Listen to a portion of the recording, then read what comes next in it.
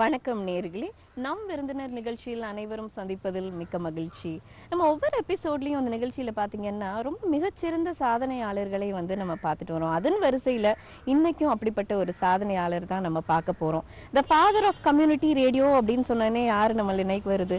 Professor doctor R. Sridhar அவர்கள் தான் நம்ம நினைவுக்கே வருது. அவங்கள தான் இன்னைக்கு மீட் பண்ண போறோம். இவர் ஒரு மிகச்சிறந்த சாதனையாளர். இவரை பத்தி நம்ம நிறைய சொல்லிக்கொண்டே இருக்கலாம். நம்ம எல்லாருக்குமே தெரிஞ்சது, he's a consultant, Commonwealth education media centre for Asia, farmer director media centre, Anna university, இக்னூ, IIT Roorkee, இந்த மாதிரி பல பொசிஷன்ஸ்ல இவங்க இருந்திருக்காங்க. பிரசார் பாரதியில இருந்திருக்காங்க.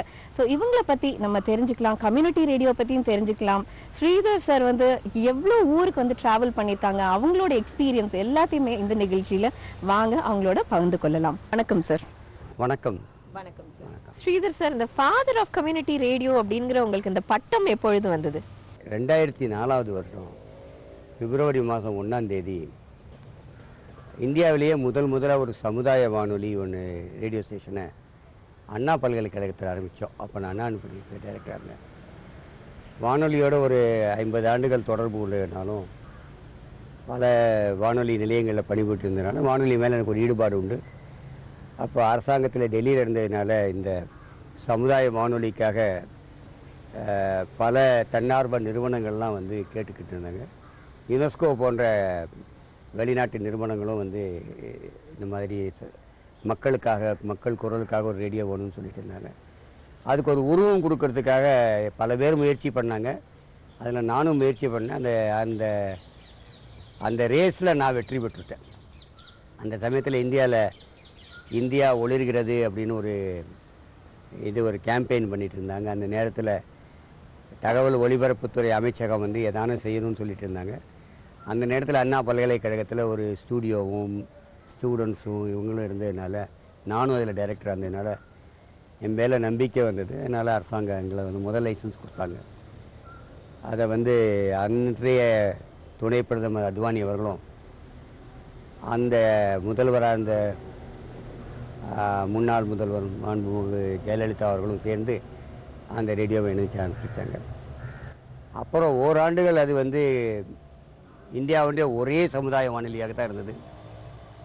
ஆட்சி மாற்றம் நடந்தது. ஆட்சி மாற்றம், நிறைய தனியார் கமர்ஷியல் வர்த்தக ஒலிபரப்புகள் வந்தது. இது நடக்குமா நடக்காதா, மூடிடுவாங்களான்ற ஒரு எண்ணம் இருந்தது. அந்த நேரத்தில் சொல்லக்கூடாது, அண்ணா பல்கலைக்கழகத்தில் ஒரு இன்டர்நேஷ்னல் கான்ஃபரன்ஸ் வேறு நடத்திட்டுருக்கோம் கம்யூனிட்டி ரேடியோ பற்றி. அப்போ தான் இந்த சுனாமி வந்தது. சுனாமி வந்தபோது தான் அண்ணா யூனிவர்சிட்டிக்கும் அந்த கடற்கரைக்கும் ஒரு 3 கிலோமீட்டர் தான் தூரம். காலையில் 7:30 மணிக்கு வந்தோடனே அண்ணா யூனிவர்சிட்டி ஸ்டூடெண்ட்ஸ் எல்லாம் உடனே போய் நேரடியாக, நானும் வீட்டிலேருந்து வந்துட்டேன், அவங்கவுங்க ஒரு ரெக்கார்டர் எடுத்துகிட்டு போய் முதல்ல ரெக்கார்டிங் ஆரம்பித்து, ஃபஸ்ட்டு வேர்ல்டுலேயே the first official recording of the tsunami in 2004 was from Anna university. அன்றைக்கி எல்லோரும் இங்கே சென்னைக்கு வந்திருந்தாங்க. சோனியா காந்தியாக இருக்கட்டும், அத்வானியாக இருக்கட்டும், எல்லோரும் இங்கே வந்திருந்தாங்க. அப்போது இந்த ரேடியோ ஸ்டேஷன் எப்படி இயங்குகிறதுன்னு பார்த்துட்டு, அதுக்கப்புறம் இந்த கம்யூனிட்டி ரேடியோ மாடலை நம்ம அதிகப்படுத்தணும், நிறைய ஸ்டேஷனை படுத்தணும்னு அடுத்த அரசாங்கமும் முடிவு பண்ணிட்டு, ஏற்கனவே நான் அந்த ரேடியோ நடத்தி இருந்ததுனால, அதுக்குள்ளே நான் அண்ணா யூனிவர்சிட்டியை விட்டு விலகி வெளியிலலாம் போயிட்டதுனால, டெல்லிக்கு போனதுனால என்னை அவங்க ஆலோசகராக எடுத்துக்கிட்டாங்க. ஆலோசகராக எடுத்துக்கிட்டு இன்னி வரைக்கும் ஆலோசகராக தான் இருக்கேன். 4000 ரேடியோ ஸ்டேஷன் வரணும்னு ஆசைப்பட்டோம். இன்றைக்கி 200 ரேடியோ ஸ்டேஷன் இருக்குது. ஒரு 10 ஆண்டுகளில் 200 சின்ன சின்ன ரேடியோ ஸ்டேஷன் இருக்குது. அதில் ஒரே ஒரு நல்ல நியூஸ் என்னென்னா, இந்தியாவில் உள்ள 200 ரேடியோ ஸ்டேஷனில் 33 ஸ்டேஷன் தமிழ்நாடு, பாண்டிச்சேரியில் இருக்குது. மிச்சம்தான் மற்ற 33 மாநிலங்களில் இருக்குது. இப்போ சென்னை எடுத்துக்கிட்டிங்கன்னா Anna university, MOP Vaishnava college, Loyola காலேஜுன்னு சொல்லிவிட்டு, அப்புறம் தென்றல்னு ஒன்று திருவான்மியூரில் நீலாங்கரையில் இருக்குது. அந்த மாதிரி தமிழ்நாடு அதில் முன்னேறி இருக்குது கம்யூனிட்டி ரேடியோ. எல்லாருக்கும் உதவி பண்ணியிருக்கேன் என்னால் முடிஞ்சு. பிகாஸ் டெல்லியில் இருக்கிறதுனால இந்த கம்யூனிட்டி ரேடியோ ஒரு ஏழைகளின் ரேடியோ, பணம் கிடையாது. எல்லோரும் டெல்லிக்கு ஃபாலோ பண்ண முடியாது. அதனால் நான் பண்ணி கொடுத்தேன்.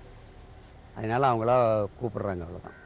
பொதுவாக மீடியா அப்படின்னு சொன்னாலே வந்து ஒரு என்டர்டெயின்மெண்ட் அப்படியே தான் பார்க்குறாங்க. அதுவும் பொழுதுவாக ரேடியோ அப்படின்னா என்டர்டெயின்மெண்ட் தான். இந்த கம்யூனிட்டி ரேடியோ அப்படிங்கிற அந்த ஐடியா ஒரு அந்த கான்செப்ட் உங்களுக்கு எப்பொழுது வந்தது? நான் ஒன்று மட்டும் சொல்ல விரும்புவேன் மேடம். நம்மலாம் வந்து நினச்சிட்டு இருக்கோம் யார் ரேடியோ கேட்குறாங்க, டிவி பார்க்குறாங்கன்னு. இப்போ 800 டிவி சேனல் வந்துடுது. இப்போ யார் பொதிகை பார்க்குறாங்கன்னு கேட்க முடியுமா? அதுக்கு ஒரு உண்டான வியூவர்ஸு, லிசனர்ஸு ஒரு சேனலுக்கு இருக்காங்க. இப்போ இந்த கம்யூனிட்டி ரேடியோவை பொறுத்த வரைக்கும் அந்த கம்யூனிட்டியோடு ஒன்றி போய் அவங்களுக்கு உள்ள தகவல்களை கொடுத்தா அதை கேட்கறதுக்கு நிறைய பேர் இருக்காங்க. ஒரு உதாரணமாக ஒரு ரேடியோ ஸ்டேஷன் சொல்கிறேன். கேரளாவில் வயநாடுன்னு ஒரு இடம் இருக்குது. அந்த கம்யூனிட்டி ரேடியோ ஸ்டேஷனு 2.5 கோடி ரூபாய் வருமானம் வருது வருஷத்துக்கு. ஏன்னா அந்த கம்யூனிட்டியோடு இணைந்து அவங்க செய்கிறாங்க. அதனால் they got their own listenership. Cinema பாட்டு தான் போடணும்னு அவசியம் கிடையாது. சார், நீங்கள் தூர்தர்ஷன் கல்கட்டாவுடைய டைரக்டராக இருந்திருக்கீங்க. ஸோ உங்களுடைய கல்கட்டா டேஸ் பற்றி எங்களுக்காக பகிர்ந்து கொள்ளுங்க.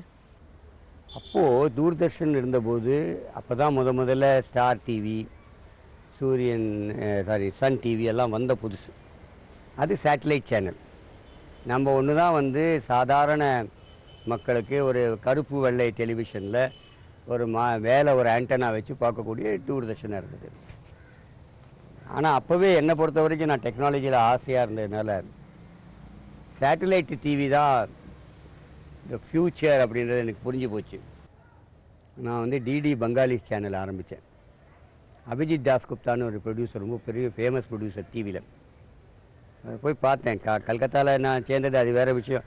பெங்காலி வந்து இருக்கிற இடத்துல தமிழன் போயிருக்கான்றது அது வேறு விஷயம். எங்கேப்பா இருக்குது உங்கள் டிவின்னு கேட்டேன். ஒரு இன்ஜினியரை காட்டினார். ஒரு விசிஆர் வச்சுக்கிட்டு இதுதாங்க எங்கள் டிடி 7 பெங்காலின்னு ஒரு டேப் போட்டுட்டு இருந்தார்.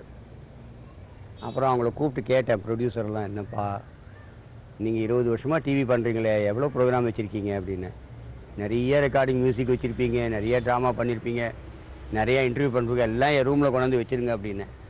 யாரான ஒருத்தர் ஒரு நாளைக்கு 1 மணி நேரம் டைம் கொடுங்க, இதை நம்ம 24 மணி நேரத்துக்கு ஷெட்யூல் பண்ணி அந்த இன்ஜினியர்கிட்ட கொடுத்துருவோம். அவர் அந்த டைமுக்கு போட்டுட்ருப்பார்.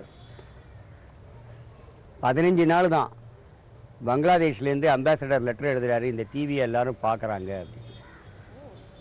பெங்காலிகளுக்கு என்னென்னா, இந்தியா வந்து சுதந்திரம் அடைஞ்ச உடனே பாதியாக பிரிஞ்சு ஈஸ்ட் பெங்கால், வெஸ்ட் பெங்கால். ஆனாலும் அந்த லாங்குவேஜ் அவங்கள இணைச்சிட்ருக்கு. லாங்குவேஜ் இணைச்சிட்டு இருந்தபோது, சார் அப்படின்னாங்க மீட்டிங்கில் வந்து, சார் இப்படி கேட்குறாங்கன்னா நம்ம எதுக்கு சார் பழைய ப்ரோக்ராம் போடணும், புது ப்ரோக்ராம் பண்ணலாமேன்னாங்க. அவங்க தான் லேபரில் ரொம்ப இம்பார்ட்டண்ட்டாக இருப்பாங்க. ஒரு நிமிஷம் கூட எக்ஸ்ட்ரா ஓவர் டைம் பண்ண மாட்டாங்க, ஓவர் டைம் கொடுக்கலன்னா. பெங்காலி சார் புது, நான் சொன்னேன் என்கிட்ட ஸ்டாஃப் இல்லை, பணம் இல்லை, எப்படிப்பா புது ப்ரோக்ராம் பண்ணோன்னே. நீங்கள் ஒன்றும் பண்ணாதீங்க சார், உங்களுக்குள்ளே எவ்வளோ பவர் இருக்கோ அதிலே பண்ணுவோம்.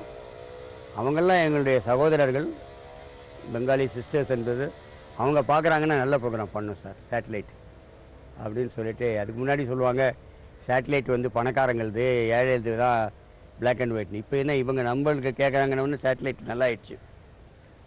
சரின்னு சொல்லிட்டு என்ன சொன்னாங்க, எனக்கு நாங்களாம் அதை காலையில் எழுந்து வரமாட்டோம், தூங்கிடுவோம், நல்லா ராத்திரியே வந்துடுறோம், எங்களுக்கு ஒரு டார்மிட்ரி கொடு, நல்ல சாய் கொடுங்க, நல்லா ஒரு பாத்ரூமில் வாட்டர் ஹீட்டர், ஹாட் வாட்டர் கொடுங்க, நாங்கள் வந்து ப்ரோக்ராம் பண்ணுறோன்னு ஆரம்பித்து 3 மாதத்தில் இந்தியாவிலேயே மிக அதிகமாக வருமானம் ஈட்டுற சேட்டலைட் சேனல் ஆச்சு.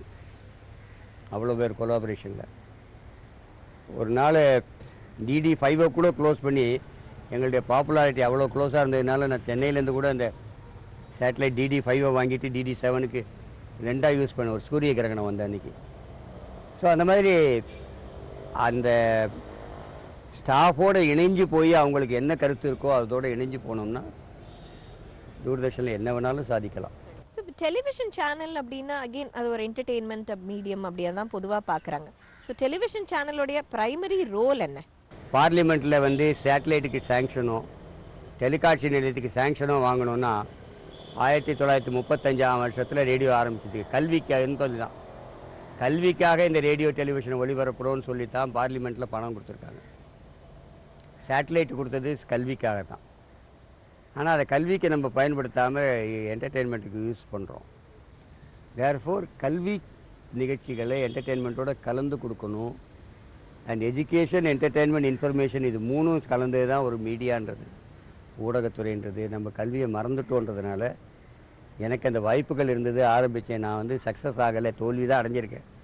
இன்னும் திருப்பி திருப்பி மேலே ஒரு படி ஏறினா 2 படி கீழே தான் போயிட்டுருக்கோம். அதனால் என்னால் கல்விக்காக ஒரு சேனல் ஆரம்பிக்க முடியும். ஒன்றும் இல்லை, அப்துல் கலாம் சொன்னார், என்ன ஒன்று ஆரம்பிக்கிறேன் அப்படின்னாரு.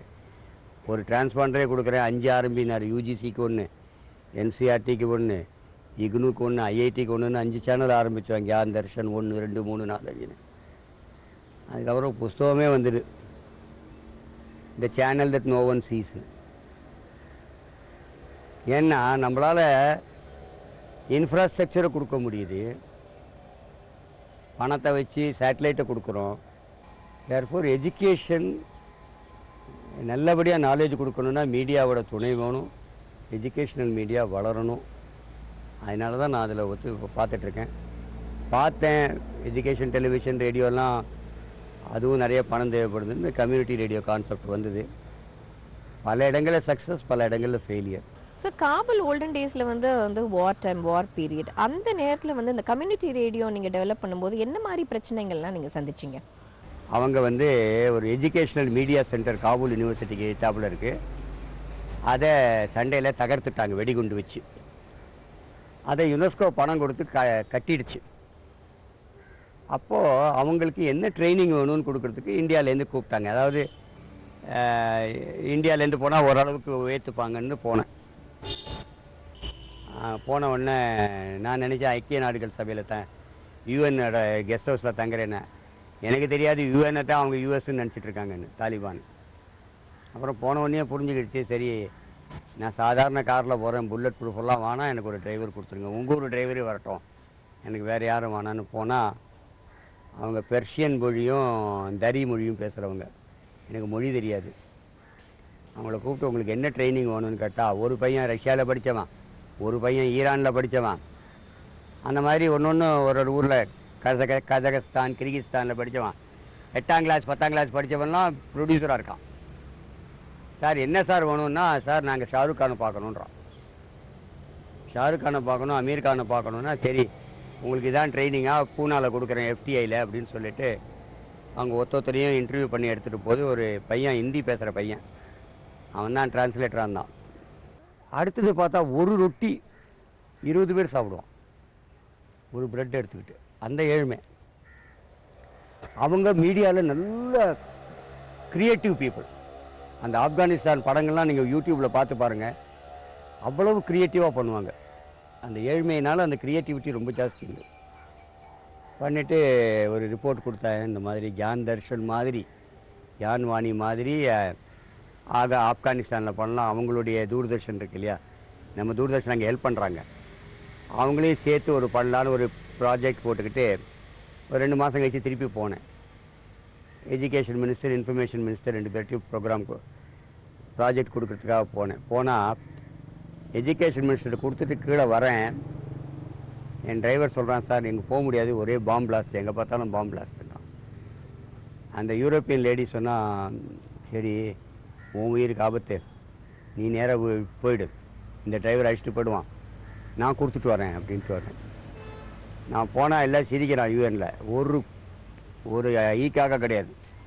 நீ இந்தியாவுக்கு போன மாதிரி தான் 3 நாளைக்கு உள்ளே போய்டுன்ட்டா. உள்ளே அந்த பங்கரில் போய் உக்காந்தேன். அப்போ தான் அந்த அம்மா வந்தா. அந்த அம்மா வந்து, அவர் பேர் டேவிட்னு பேர். அவர் வந்து யுனெஸ்கோவில் வேலை செய்கிறாரு. டேவிட்னு, அதுக்கு முன்னாடி அவர் தாவூதாக இருந்திருக்காரு தாலிபானில். இவங்க தாலிபான் ஆளை சம்பளம் கொடுத்து இவங்க வச்சுருக்காங்க. அவங்க இதை உழவு பார்க்கறதுக்கு இவனு வச்சுருக்காங்க. இவங்க 2 பேரும் இங்கே வந்துட்டாங்க. டேவிட், எனக்கு தெரியாது ஸ்ரீதர் எப்படி இருந்தாலும் இந்தியா போகணும், நான் இவர் எப்படியானு அழைச்சிட்டு போயிடுறேன், நீ கவலைப்படாதுன்ட்டு போய் அவங்ககிட்ட ஃபோன் பண்ணி இப்படி கொடுத்தான். அந்த ஃபோனில் எவனோ ஒருத்தன் பேசினான். உடனே பேரியர் திறந்தது, நேராக ஏர்போர்ட்டில் கொண்டு விட்டான். சாயந்தரம் ஒரு பிளேன் ஒருத்தர் வந்தான். என்ன எங்கே போகிறேன்? நான் துபாயின்னு. ஏறிக்கோண்ணா, நான் யுனெஸ்கோவுக்கு ஃபோன் பண்ணேன், நீ போகிறது உன்னோட உயிருக்கு நீயே கேரண்டின்னா எழுதி கொடுத்துட்டு போனேன். போயிட்டு துபாயில் கொண்டு விட்டான். எப்படியோ இந்தியாவுக்கு வந்து சேர்ந்தேன். அதுக்கப்புறம் சொன்னேன், இனிமேல் நான் ஆப்கானிஸ்தான் போக மாட்டேன், அவங்கெல்லாம் ஷாருக் கான் தானே பார்க்கணுன்றாங்க, அமீர் கானை பார்க்கணும், அவங்களெல்லாம் இங்கே வர வைக்கிறதுக்கு இந்தியன் கவர்மெண்ட்டுக்கு ப்ராஜெக்ட் கொடுத்து எஃப்டிஐ பூனாலெல்லாம் ட்ரைனிங் கொடுத்து அழைச்சிட்டு வந்து அவங்கெல்லாம் வந்து நல்ல ட்ரைனிங் ஆகி போயிட்டாங்க. அதுக்கப்புறம் இப்போ நிலைமை மாறி போயிடுது, இன்னும் கொஞ்சம் மோசமாக தான் போயிருக்கேன் காரணத்தில். ஆனால் அது ஒரு அருமையான அனுபவம். யுனெஸ்கோவில் பாஷை தெரியாது, தரி பாஷை, பெர்ஷியன் பாஷை பேசி அவங்களோட பழகி அவங்களோட இந்த ரொட்டியை சாப்பிட்டு அவங்களுடைய ட்ரைனிங் நீட்ஸை கண்டுபிடிச்சி அவங்களுடைய ஆசைகளையும் பூனாக்கு அழைச்சிட்டு வந்துட்டா எப்படியான ஒரு நாளைக்கு ஷூட்டிங் பார்க்க அழைச்சிட்டு போயிடலாம், இதுக்கு ஷாருக் கானை பார்க்க. அதையும் பூர்த்தி பண்ணேன். அது ஒரு மறக்க முடியாத அனுபவம்.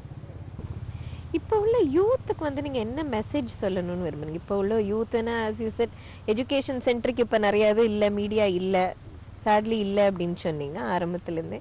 யூத் வந்து எப்படி நம்ம ஒரு பாதையில் கொண்டு செல்ல முடியும்?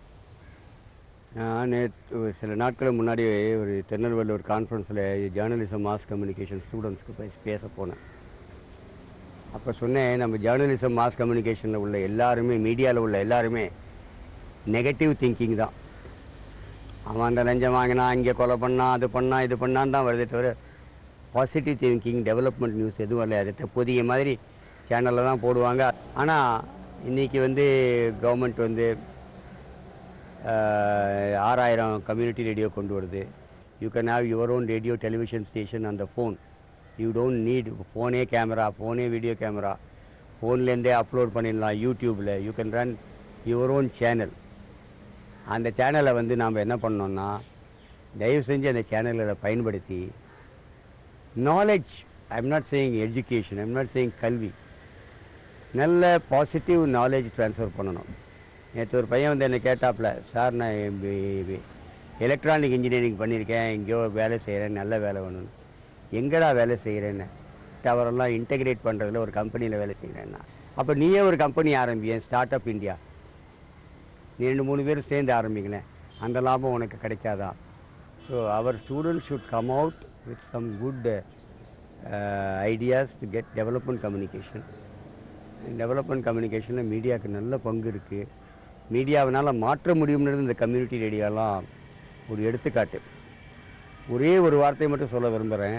ஒரு எக்ஸாம்பிள், பாராமதின்னு ஒரு ஊர் மகாராஷ்டிராவில் இருக்குது. அங்கே ஒரு கம்யூனிட்டி ரேடியோவில் அந்த அம்மா பேர் வந்தனான்னு பேர். எதுக்காக சொல்கிறேன்னா, சார் எனக்கும் ரேடியோவில் பார்ட்டிசிபேட் பண்ணணுமேன்னா, அந்த ஒரு அரசியல்வாதி என்னெல்லாம் ஸ்கூல் தான், அது காலேஜ், சரி அவங்களுக்கு ஒரு சான்ஸ் கொடுத்துருங்களேன் அப்படின்னு. ஒரு அரசியல்வாதி பிறந்த ஊர் அது. அந்த ஊரில் உள்ள ரேடியோ ஸ்டேஷனில் அந்த அம்மா ரேடியோவில் பார்ட்டிசிபேட் பண்ணிகிட்டே இருந்தான். ஓராண்டு கழிச்சு திருப்பி போனேன், எங்கே வந்தேனான்னு கேட்டேன். வருது இல்லைங்கன்னா. ஏங்க அமுச்சிட்டிங்களான்னு. இல்லைங்க அவங்களே வருது இல்லைங்கன்னா. நேராக போனோம். அவங்க வீட்டில் போய் டீ சாப்பிட்டு, என்னம்மா போகிறது இல்லைன்னா, சார் ஒரு வருஷத்தில் நான் ரொம்ப ஃபேமஸ் ஆகிட்டேன் சார். அப்போது அடுத்த எலெக்ஷனில் அவங்கள எழுத்து நிற்க போகிறேன் சார். நான் நின்னா இன்றைக்கி பஞ்சாயத்து போர்டு பிரசிடெண்ட்டாக இருக்கிறாங்க. அந்த அரசியல்வாதி தோத்துட்டார். அப்போது என்ன ஆகுது, இந்த மீடியாவில் உள்ள அந்த எக்ஸ்போஷர் நம்ம கொடுத்து அதுலேருந்து கிராஸ் ரூட்லேருந்து லீடர்ஸ் வரத்துக்கு, விமன் லீடர் வரத்துக்கு மீடியா இருக்குது. அதுக்கு தான் நம்ம யூத்தெல்லாம் பயன்படுத்தணுமே தவிர, நம்ம ஜனநாயகத்தை, டெமோக்ரஸியை ஸ்ட்ரெங்தன் பண்ணணும், கம்யூனிகேஷன் எபிலிட்டிஸ் வரணும். அதுக்கு மீடியாவை பயன்படுத்துறதுக்கு யூத் தான் ரெஸ்பான்சிபிள், அவங்க தான் பண்ணணும்னு நினைக்கிறேன். சரி, இப்போ வந்து உங்கள் ரிட்டையர்ட் லைஃப்பில் வந்து இன்னும் நீங்கள் ரிட்டையரே ஆகலைன்னு நினைக்கிறேன். ஏன்னா ஆக்டிவாக எங்கேயாவது போயிட்டே இருக்கீங்க. ஏதாவது ஒரு அப்பாயின்மெண்ட் காலையில் ஆரம்பித்து நைட்டு வரைக்கும் எங்கேயாவது போயிட்டே இருக்கீங்க. Still you're active in community radio. So எப்படி வந்து நீங்கள் உங்களுடைய பொழுதுபோக்கு என்ன, அது ஒரு பர்சனல் லெவல் இந்த கொஸ்டின்?